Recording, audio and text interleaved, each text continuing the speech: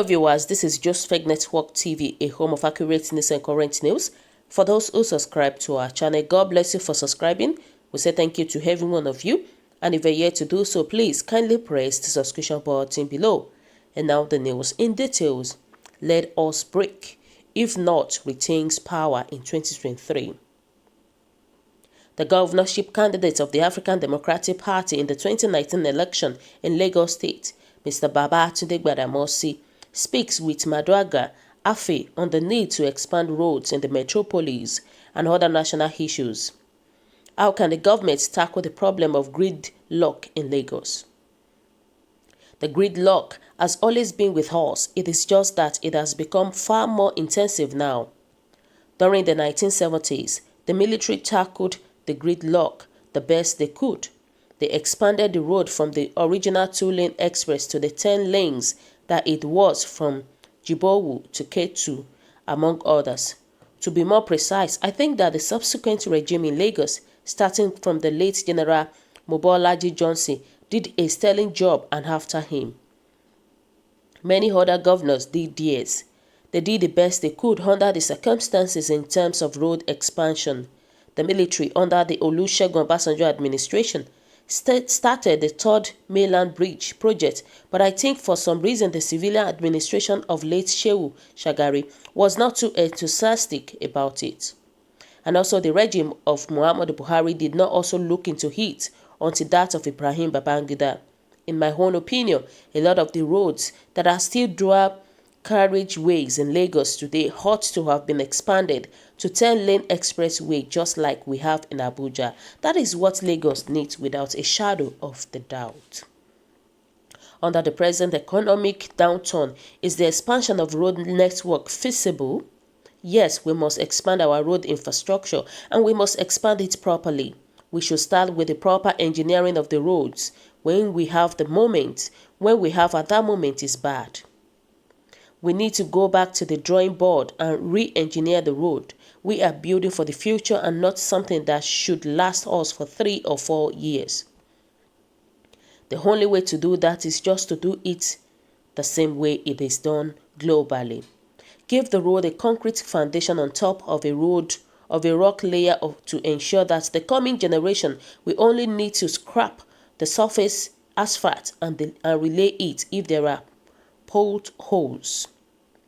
I did not defect from the PDP. I resigned from politics. When I left the PDP, I was in my own house when the PDP came calling, and I had left PDP for up to 7 months then.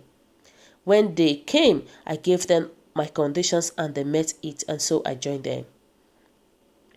My foray into partisan politics started with the PDP. I did the best I could for the PDP. I worked very hard for the party. At this point, the situation in Lagos calls for bipartisan approach or perhaps a non-partisan approach in solving the problems of Lagos. To that end, I have been giving advice publicly to the APC government on the things that they need to do on how to do them. That does not mean that I want to join the APC. It simply means that I want the best for Lagos. I have good friends and leaders in the PDP whom I have a lot of respect for. And at the last election, there was some synergy that came very late in the day.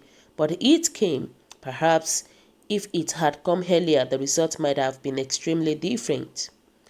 There may be a continuation of that synergy based on the fact that the monsters we are facing in Lagos cannot be conquered unless there is unity among the oppositions.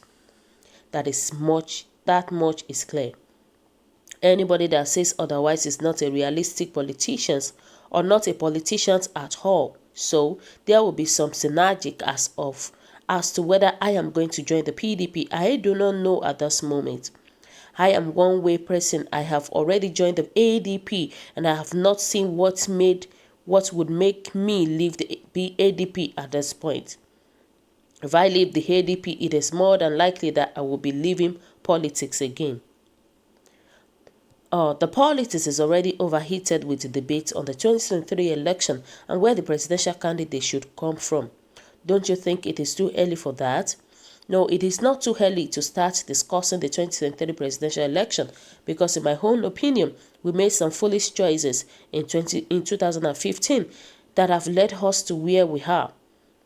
When I say we, I mean members of the PDP, the publics and the Nigerians in general. We ignored the antecedents of General Buhari. For whatever reason, many Nigerians refused to take account of his Buhari antecedents when they were going to vote in the 2015 election, and more especially the millennials were deceived because they formed the bulk of the electorate. Of course, we also know there were irregularity underage voting in the north. We know that the majority of the votes that came from the north were not ordinary count in the real democracy. Unfortunately for us, we are where we are today because of those decisions. So if we are going to be talking about the presidential election in 2023, we had better start so that we can interrogate the past of the people that would want to take us to the extra level, because we are now in the next level. We need to bring them into the cold light of the day and examine their antecedents. If any person is presenting himself for public office, it needs to be scrutinized and investigated. Otherwise, some of these things impact us as people when they get into office.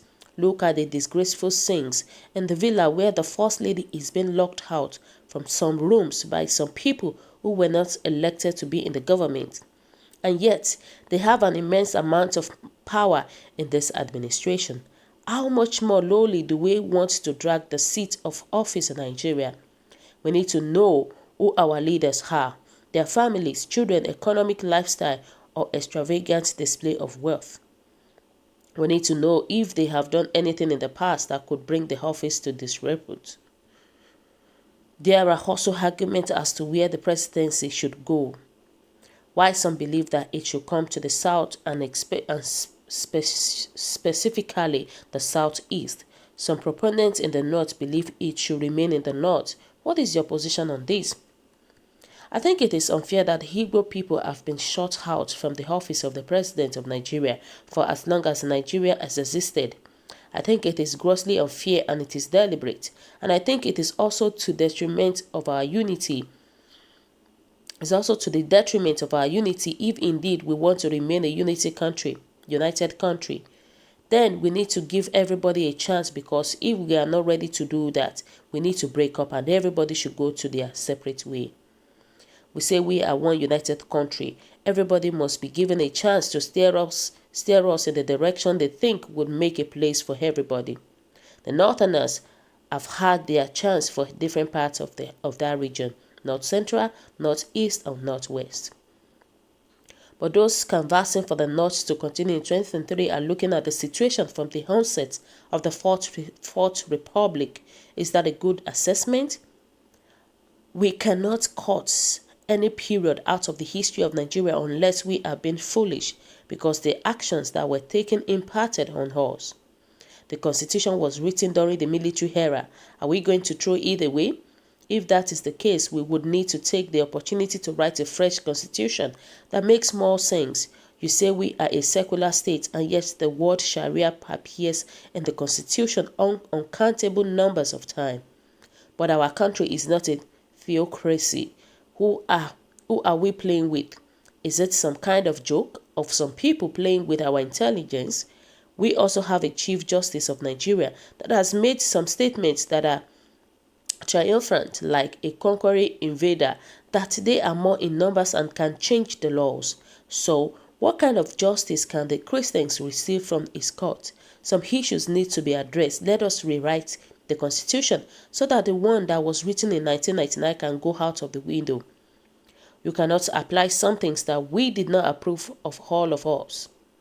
Even in countries where they have one major religion like the United Arab Emirates, for instance, they are fighting hard to de-emphasize religions in matters of the state. These are countries that want to make progress. We need to wake up to decide whether we want to live together or live apart. If they say the presidency should not come in the South in 2023, then let us end Nigeria and stop deceiving ourselves. Are we saying it is not feasible for the North to retain power in 2023? It is not. If they insist, then let us break Nigeria. Let each region go their separate way. It is either that or we have a loose confederation with an option to succeed depending on the available option upon the start of the federal confederation. I disagree with those that says the unity of Nigeria is not negotiable because there is nothing in this world that is created by human that is not negotiable. It is only the law of God that is not negotiable. Are they saying the unity of Nigeria is some kind of gods that we must worship? If the concept of Nigeria is not serving the people that live in that space, then let's break it and let each person go and paddle their own canoe. Those that are saying if we break up, some of us would go hungry. Let us go hungry because it is the hunger that made Singapore what it is today. Singapore has zero oil and yet they have 3 of the biggest refineries in the world. We have this problem of being unified with people who have no ambition. If Nigeria is not working, just like the Soviets realized that the USSR was not working and they broke up and allowed each country to go and do their own thing and are making huge technological advances, we should do that. It is not about size for that, for those that keep arguing that we are better than we have. So my viewers, what do you think about what Gbadamosi said? Because this guy is actually saying the truth. Like Babatunde Gbadamosi is actually speaking the minds of Nigeria, because come to think about it, ever since we've known that we could count the number of time that the Northerners, that they've picked somebody from the North to become the Nigerian president. Not once, not twice, and not the third time. And likewise, Yoruba too, we have Obasanjo as becoming Yoruba, from Yoruba as being the president of the state. And my question is that, have we ever seen Igbo becoming the president of the state? The Igbos tried during their time, but they couldn't win. To tell you that this time around, I wish they could actually give the Igbos opportunity to become the president of the state, because a lot of people have at least they've tried it. Hausas, they've tried it. Yorubas, the same thing. But let's just give them an opportunity. And what this guy was saying is that if they don't give the Igbos opportunity, then let Nigeria break up. So my viewers, do you think it's the best thing for Nigeria to break up? Because somebody said that this is a bold, straight to the point piece that shows the mind of the people, and it will happen soonest. No force of darkness can stop it. It is either south, turn, or to your tent. You know, it's a bold speech, come to think about it. And he said, even though I am from extreme north, but the truth is that the North has no any reason to produce president 2023. Absolutely right. They don't have any reason to produce the president. They have been enjoying this country for so long.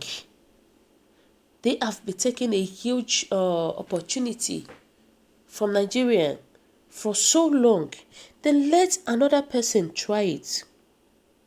And they said Anjo Abdullahi and Shetima don't even deserve leading people. Of course, those people they don't deserve it. They don't deserve it. Nigerians are saying the truth. And this separations of Nigeria is overdue. We can't find our peering any longer.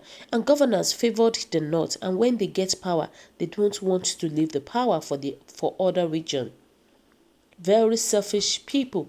Nigeria belongs to all Nigerians, irrespective of ethics or religions. That's a very correct one.